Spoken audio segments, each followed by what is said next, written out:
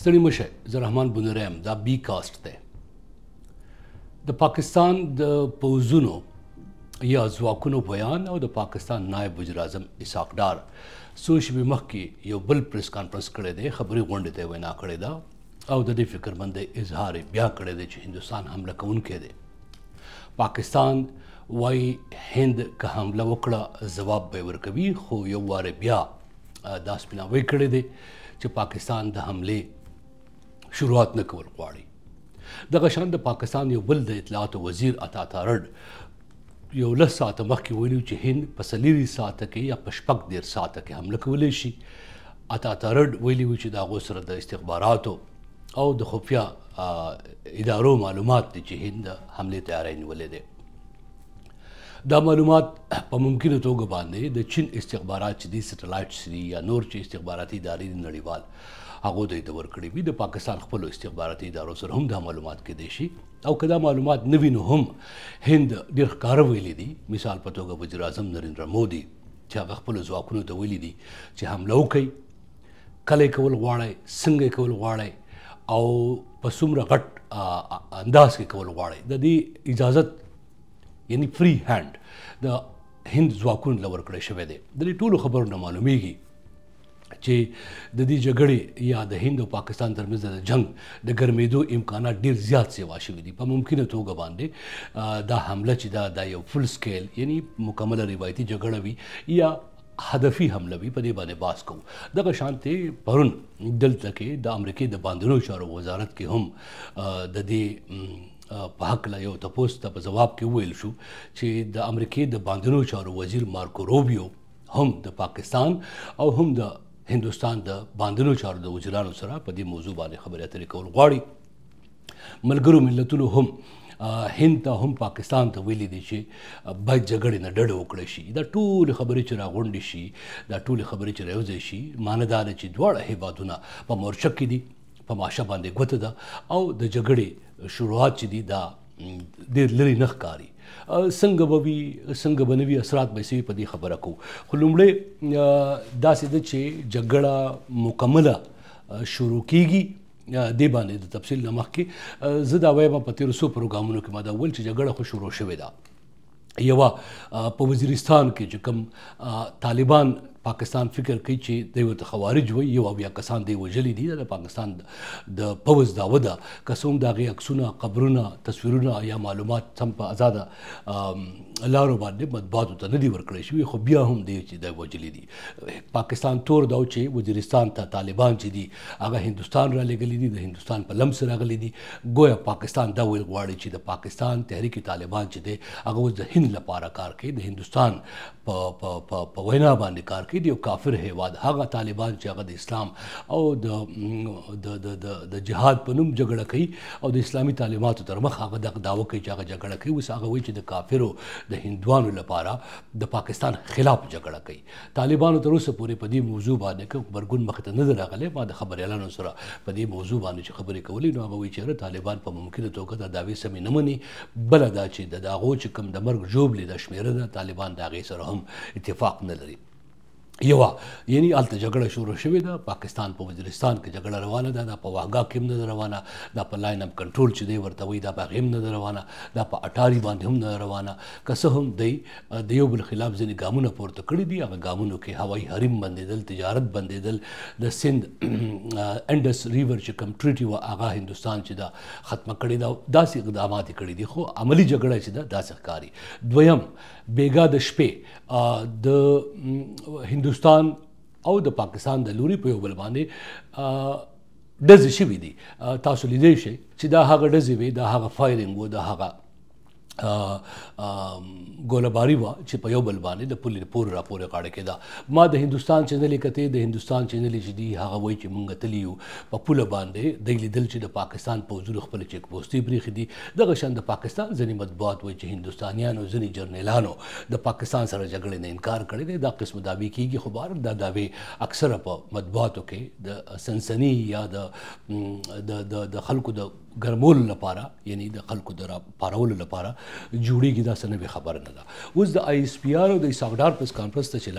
راشو یعنی چودھری شریف او د پاکستان د نایب وزیر اعظم دا دریم پریس کانفرنس دی چې دی کوي. تېره ورځ د پاکستان د مطبوعاتو څانګې SPR پریس کانفرنس وکړ، وایي چې موږ یو ثبوت وړاندې کوو چې پهلګام کې چې کومه پیښه شوې ده دا پیښه هندوستان په خپله کړې ده. د هغې د ثبوت په توګه د یو کس وایي چې موږ نیولی دی، دا د هندوستان د پوځ جونیئر کمیشن آفیسر دی، په اردو ژبه کې د خپل په هندوستان کې لاس مشر سره خبرې کوي. نن چې کومه خبره وکړه پای کې FIR هغه رپورټ چې په پاکستان کې یا هندوستان کې فرست انفارمیشن رپورټ ورته وایي، لومړی رپورټ د معلوماتو په بنیاد باندې په کم چې د پیښې معلومات ورکول کیږي، وخت ورکول کیږي او د هغې بنیاد علت ښودل کیږي. نو پاکستان د پوځ د مطبوعاتو څانګې مشر چودھری شریف نن د اسحاق ډار سره په شریکه یو وار بیا وویل چې دا FIR د دې پهلګام د پیښې نه لس منټه وروستو ولیکل شو. هغه ویل چې په لس منټو کې خو یوازې د پیښې په هکله سم معلومات نه وي. نو په داسې کې دی ته څنګه دا معلومه شو چې پاکستان د دې حملې تیاري وکړه او پاکستان د حمله وکړه؟ ګویا هغه داسې ویل غوښتل چې هندوستان په خپله دا لوبه جوړه کړې ده. بل مثال یې دا وویل چې کله هم هندوستان ته کوم نړیوال مشر راځي نو دا قسمه کار کیږي. مثال په توګه د امریکې د نائب صدر جیډي وینس او د هغه میرمن چې د هغه په هندوستان کې هغه وخت تاج محل کې عکسونه اخیستل، د دې نه مخکې چې کومه حمله شوې وه هغه وخت کې بل کلنټن په هندوستان کې و، دا د هغو د بیان طرز دی. خو پاکستان د دې بیان نه پرته هندوستان داسې وایي چې نه، پاکستان د دې نه مخکې په هندوستان کې دننه حمله کړې ده. د ممبئی حملو بریدونه چې دي د هغې په شا وایي چې پاکستان و. په کشمیر کې ځای په ځای چې کوم په هندوستاني ځواکونو باندې وخت په وخت غټې حملې شوي دي، په هغې تور دی په لشکر طیبه او جیش محمد وغیره وغیره پورې کوي. نو د پاکستان نائب وزیر اعظم او د پاکستان د پوځ د اطلاعاتو د څانګې مشر دا پریس کانفرنس چې دی یو وار بیا داسې ثابتوي، داسې ښودل غواړي چې پاکستان د جګړې د بچ کېدو یو کوشش کوي لګیا دی سفارتي توګه باندې، ځکه چې وزیر اعظم شهباز شریف کله د انټونیو ګوټیرس سره د ملګرو ملتونو د سیکرټري جنرال سره خبرې کولې، نو په هغې کې هم هغه دا وویل چې د اوبو معاهده چې د هندوستان دا ماته کړې ده دا نو ماتول پکار، او که چېرې دوی اوبه بندې کړي نو دا به ایکټ اف وار وي، یعنې دا د بیا به پاکستان جګړه کوي، بیا به پاکستان غلی نه کینی. که څه هم پاکستانیان داسې وایي او نړیوال هم داسې وایي چې په انډس ریور باندې په دې دریاب باندې د دې تړل، دې ته بند جوړول، په دې باندې ډیم جوړول یا د دې اوبو مخ اړول چې دي دا یو ګران کار دی، په دې کې کلونه لګي. بل دا چې دا امکان هم نه لري چې د سیند مخه بل طرف ته واړوي، د قدرت خلاف ورزي ده وغیره وغیره. اوس پاکستان ملګرو ملتونو سره هم رابطه وکړه. دلته کې په سټیټ ډپارټمنټ کې د امریکا د باندنیو یا د بهرنیو چارو وزارت کې هم پاکستانیان خبر اعلان چې دی هغه په دې موضوعاتو باندې د امریکې نظر اخیستل غواړي. کېدای شي دا پروګرام تاسو ګورئ تر هغه پورې د امریکې د باندنیو چارو وزیر مارکو روبیو د پاکستان د باندنیو چارو د وزیر او د هندوستان د بهرنیو چارو د وزیر سره خبرې کړې وي. ولې امریکا غواړي چې دا خبرې وکړي؟ امریکا ځکه غواړي چې جنګ ونه شي. امریکا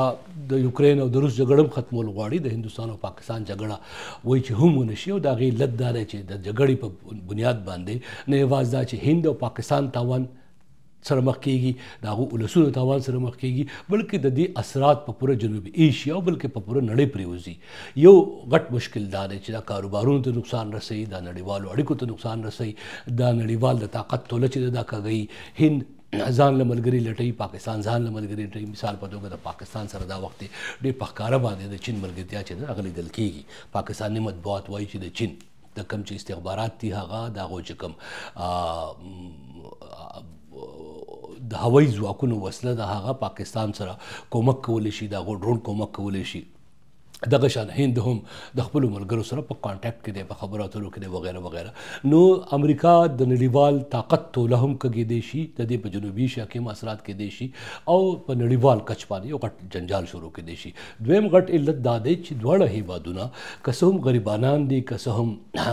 پاکستان ته ډېر حده پورې کنګال هیواد دی، په پاکستان کې بېروزګاري ده، په پاکستان کې غربت دی، په پاکستان باندې ډېر بې کچه زیات پورونه دي، د پاکستان اقتصاد چې دی هغه په ټپه ولاړ دی، د IMF یا نړیوال بینک نه پورونه اخیستي دي، خو د دې باوجود هم هغه اټم بم لري. دغه شان هندوستان هم داسې نه ده چې هلته کې هر څه سره او سپین دي، خوشحالي ده، هلته کې ترقي ده، هلته کې امن دی، هلته هم جنجال دی، په کور کې دننه هم اقتصادي جنجال دی، سیاسي جنجال دی، دغه شانتې د نړیوالو سره په اړیکو کې جنجالونه دي د هندوستان خلاف دلته د امریکا ټیرف چې دی هغې کې هم هندوستان د مشکلاتو سره مخ کیدی شي. هندوستان د چین سره په مقابله کې اقتصادي توګه باندې د پرمختګ په سفر کې غواړي چې د جګړو ځان بچو ساتي، بیا هم هغو سره اټم بم شته دی، هغو سره دغه شان وسله شته دی. نو دواړه هیوادونه که جګړه کوي، په جګړه کې د هر څه امکانات وي، لہٰذا د اټم بم استعمال چې دی نړۍ نه غواړي چې دا وشي او د دې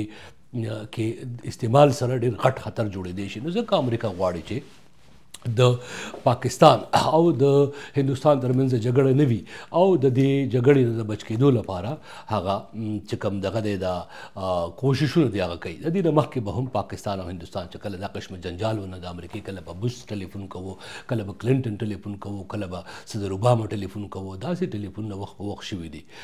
پاکستان او د هندوستان ترمنځ جګړه کیږي، په افغانستان اثرات کې دی شي، د پښتنو په سیمه او ریجن کې اثرات کې دی شي، په ممکنه توګه تر ټولو زیات اثرات هم په دې وشي. کډوالي د هلته د مخکې نه هلته بېروزګاري ده، غربت دی، جنجال دی، مشکلات دي.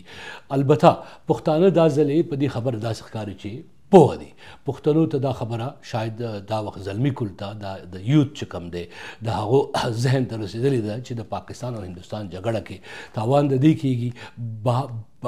بهر حال هغه دا فکر کوي چې په دې جګړه کې هغو ته شاملېدل هم نه دي پکار، د هغو سره کومک هم نه دی پکار، د هغو سره ودرېدل هم نه دي پکار. که څه هم ځینې سیاسي مشرانو دا ولي چې سینه ډبولې ده چې د هندوستان خلاف به دی یو ځای وي، ولاړ به وي،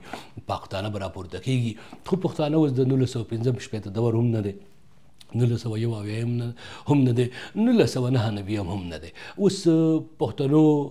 پام ځان ته دی، د هغو خپلو بېوزلیو ته دی، خپلو کډوالیو ته دی، د هغو په سیمه کې جګړه روانه ده، د هغو په سیمه کې کاروبارونه په ټپه ولاړ دي، د هغو قدرتي وسایل هغه داسې فکر کوي چې په هغې باندې بل چا قبضه کړې ده. په سوات کې هوایي ډګر بند دی، ارباب نیاز سټیډیم بند دی، د چترال نه ونیسه تر وزیرستانه پورې او د دغه ځای نه ونیسه تر ژوب او چمنه پورې په دې سیمه کې د غربت کچه لوړه ده، بېروزګاري زیاته ده، کاروبارونه نشته دی، ترهګري روانه ده، د اما او کما او دهشتګرد هلته راجمع شوي دي، د پاکستان پوځ عملیات هلته کوي. دغه شان عملیات چې کله هم شروع کېږي یا په شمالي وزیرستان کې وي یا په جنوبي وزیرستان کې وي یا په باجوړ کې وي یا په بمندو کې وي یا په سوات کې وي یا په بونیر کې وي. دا د پاکستان په دغه سیمو کې د پښتنو علاقه ده، د پښتنو سیمه ده، ځکه هلته کې دا حالات دي او پښتانه په دې باندې هم دا فکر کوي. بلې خواته په افغانستان کې طالبان واکمنان دي، تر اوسه پورې طالبانو حکومت چې دی هغه چا په نړیواله توګه په رسمیت نه دی پیژندلی. پاکستان دا تور چې په کم پورې که په شروع کې چې په وزیرستان کې دی یو بیا ترهګر ووژل، د دې معنی دا وه چې دا طالبان تحریک طالبان پاکستان له افغانستان راغلی دی، هند را لېږلی دی او په افغانستان کې د طالبانو حکومت دی. معنی دا چې طالبان د افغانستان هم د هندوستان سره په دې جګړه کې ولاړ دي. که څه هم دا تور دی نیغ په دغه نه دی پورې کړی، خو کله چې زه د مستشرحینو سره، مبصرینو سره، څېړونکو سره، چارواکو سره خبرې وکړم، نو هغه وایي چې دې معنی هم دا جوړېږي په سفارتي ژبه کې چې پاکستان دراصل دا ویل غواړي چې په دغه سیمه کې جګړه چې کېږي نو جګړه کې طالبان د هندوستان طرف ته ولاړ دي او طالبان چې دي هغه د پاکستان خلاف جګړه کوي د هند لپاره. دغه تور هغو په BLA یا بلوچ لیبریشن آرمي هم لګولی دی. لومړی ځل نه دی چې پاکستان دا شان تورونه پورې کوي. بهرحال د نن دا پروګرام کې ما غوښتل چې تاسو ته تازه معلومات درکړم چې د هند او پاکستان د جګړې امکانات ورستر بلې سیوا کېږي. په ممکنه توګه دا پروګرام تاسو ګورئ، هغه وخت شروع شوي وي. بیا هم که جګړه شروع وه زه به معلومات درکوم، اپډیټ به در کوم، ډیولپمنٹ به در کوم. زما کانټیکټس دي، رابطې مې دي په هندوستان کې د خبري اعلانو سره، پاکستان کې د خبري اعلانو سره، افغانستان کې د خبري اعلانو سره، دلته په امریکا کې د چارواکو سره خبرې کوم. د امریکا پنټاګان ته مې څارم، د پاکستان GHQ څارم، د امریکا د هندوستان پوځونه چې دي هغه څارم. دلته کې زما سره چې کوم نظام دی د خپل وس مطابق، نو زه به خپل لیدونکي، خپل اورېدونکي د بي کاسټ چې دي هغه ضرور خبر ساتم. داود امروزي بي کاسټ، زه رحمان بلره.